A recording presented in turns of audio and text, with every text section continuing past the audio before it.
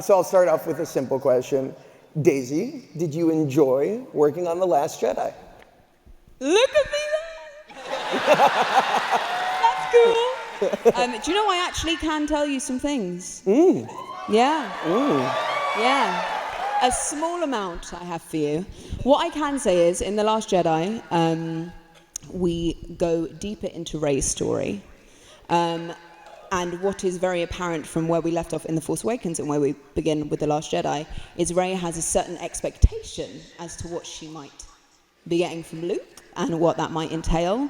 And as a lot of people know, it's difficult when you meet your heroes because it might not be what you expect.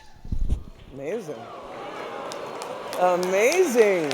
What is it like knowing that you are a part of this history now?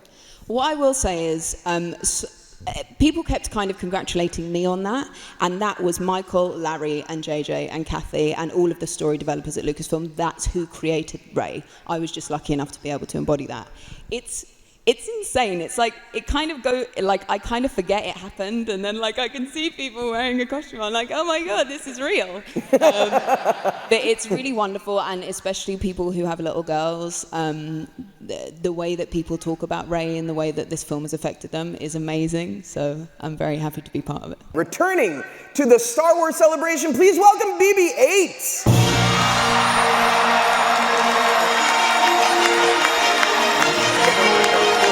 How should I phrase this? Who is the Last Jedi? Come here, BB-8. Droid, don't do it. Don't look at them. BB-8, look at me. Don't do it, BB-8. Look at me, BB-8. No, I know what an NDA agreement is. No. There's no reason to bring lawyers into this. All right, BB-8, ladies and gentlemen.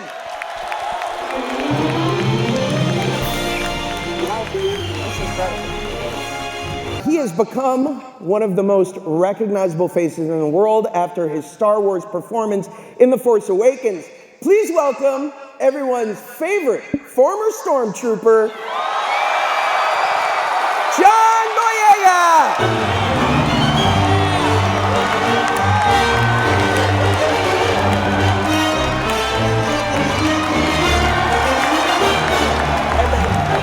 Thank you.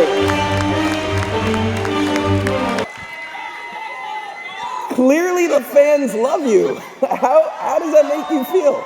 Oh, this is crazy. Well, it's good to be back, eh? Good to be back. In 2 years, this is awesome. All right.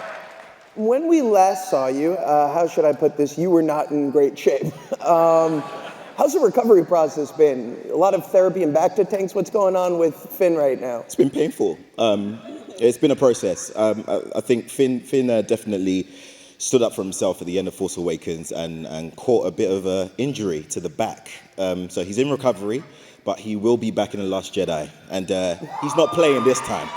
He's not playing this time.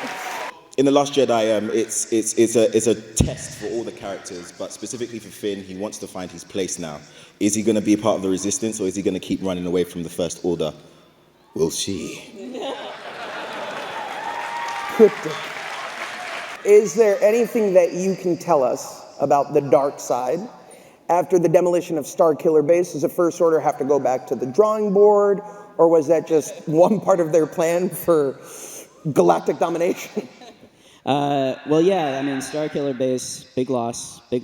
But they did manage to take out the seat of the Republic, and that's thrown the galaxy into chaos, and the First Order are jumping on that at the beginning of our movie. Very aggressively, not sitting on their hands. They're making some big moves at the start of our film. So things are going to get dire.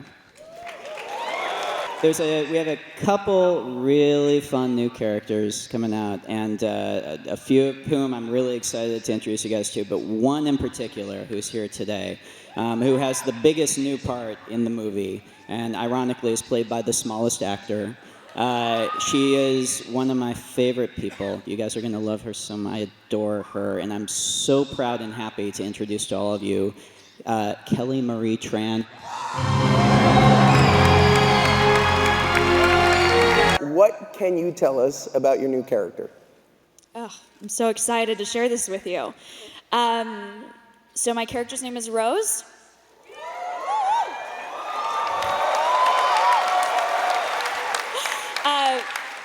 She's part of the resistance. Yeah, and she works in maintenance, and I just can't wait for you to meet her. So when you were cast in The Last Jedi, I understand you had to keep it a secret, even from your own family? Yeah, they didn't know for 4 months after. I told them I was doing an indie movie in Canada. At one point, I actually got some maple syrup so I could like bring it back to them, so they thought that I was really in Canada. I love how far the lie went. I was like, I'm committing to this.